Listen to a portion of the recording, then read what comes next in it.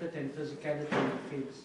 Yeah, it was good. I mean, we conceded 2 line breaks. I think they played a little bit differently to what they've done before. They tried to stretch us, and they've got good carriers on the outside like Parisi, but I felt we dealt with it well, and certainly as the game went on, we became more physical and drove them back. So it was a pleasing defensive effort. I think it's the first time ever away in Italy we didn't concede a try over the years, so that's quite a good stat to have. John, the last time you played Wales, I think in Australia, the centres were attacked you quite hard in midfield. And Jan, I think, in particular, stood out very well. How big do you think that battle will be again this week? There's certainly some big runners coming down there, like Roberts, Cuthbert, and North. So it will be a test for us. But we've done well against it certainly in the home series and last year. They do come hard at you on the advantage line. Do you think you know pretty much what to expect from Wales then? It's just no, they change. I mean, they're not then.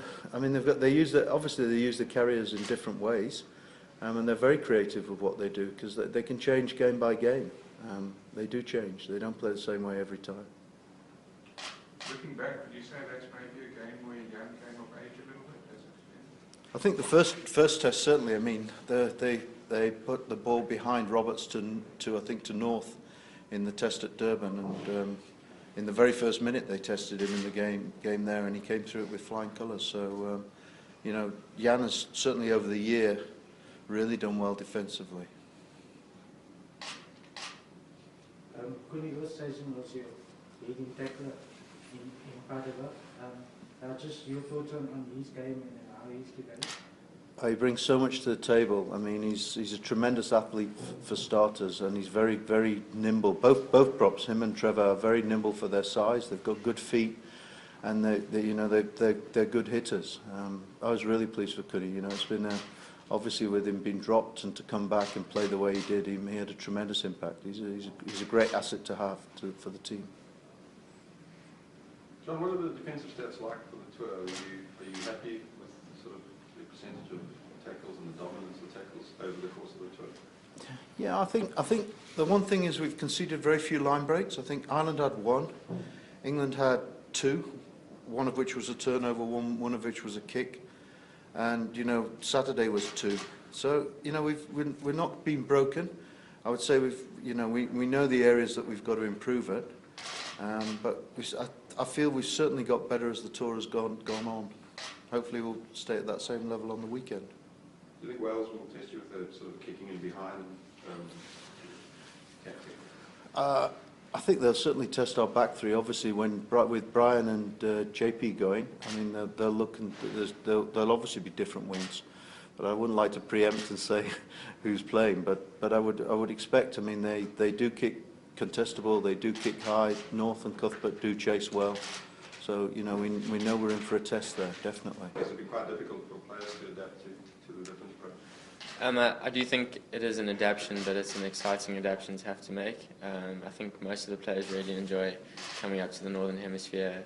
Like you say, facing different challenges. You play against opponents that you only really play against once a year, sometimes twice if they tour to your country in June.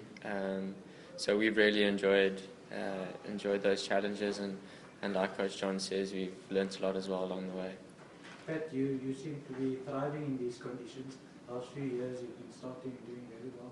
Is there something specific about it that just suits your game and your style? I'm not really sure. I think I've been lucky to have been given a few opportunities on the end of year, on the Northern Hemisphere tour in the last few years, and I've really enjoyed those opportunities, and thankfully they've come my way again this year, and I'm going to try and keep enjoying it. You seem to be attacking the advantage line quite a bit against Italy. Is that something the coaches want to see more of, and you're looking for the gap as well? Yeah, I think as a fly half you have to be able to do to play the tactical game as well as take the line on, and it's about knowing when the time is right to do both of those things. It's something that the coach is big on. He likes his fly halves to take the ball to the line with front foot ball, so it's definitely a focus point. Is there any sort of rivalry or healthy competition between yourself and Andre for that number 10 position? I think it's definitely a healthy competition. It's great to have Andre and Morne and Johan all in the same squad. I think we're friends off the field and we get along very well. So on the field we push each other, we work well together, and yeah, it's great to have those players around to learn from and to grow with. What do you make of your opposite number, Dan Bigger? Yeah, I think he really got stuck in on the weekend against New Zealand. He's got a good kicking game. He was chasing a few high balls as well. Yeah, so he really put his body on the line. So we'll definitely have our hands full from a backline perspective on Saturday. Brad, there were some great line kicks on penalties on the weekend. Is that something, you know, you keep them right out in the corner? Is that something that you've been doing a lot of in training? It definitely is something that we have worked on. All the kickers, we've set ourselves some standards and some goals at the beginning of the year. And those penalty kicks for touch, yeah, we have our targets that we want to hit, so we've been working very hard at training.